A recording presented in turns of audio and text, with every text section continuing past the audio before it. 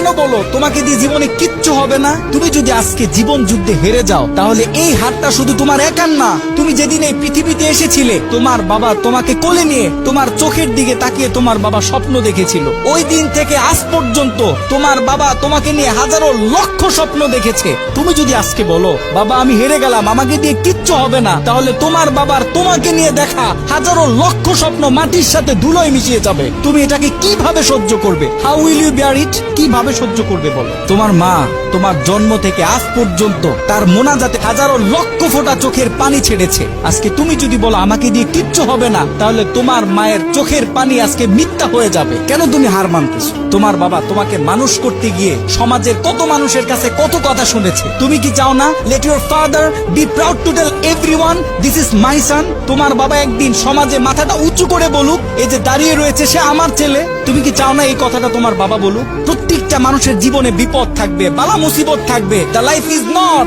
Bed of roses. এই পৃথিবীটা ফুল বিছানো কোনো বিছানা নয়। এখানে প্রত্যেকটা মানুষকে সংগ্রাম করতে হয়, লড়াই করতে হয়, বারবার পড়ে যাওয়ার পরেও আবার দাঁড়াইতে হয়। জীবন যুদ্ধে হার মানলে চলে না। তুমি যখন বেশি বিপদে পড়ে যাবে, তোমার চতুর্দিক যখন অন্ধকার হয়ে যাবে, তোমার জন্য সব দরজা যখন বন্ধ হয়ে যাবে, তুমি যখন ডিপ্রেশনে পড়ে যাবে, জাস্ট ক্লোজ ইউর আইস, চোখটাকে বন্ধ করো, টেক এ ডিপ ব্রিথ, গভীর একটা শ্বাস নাও, এন্ড রিমেম্বার ইউর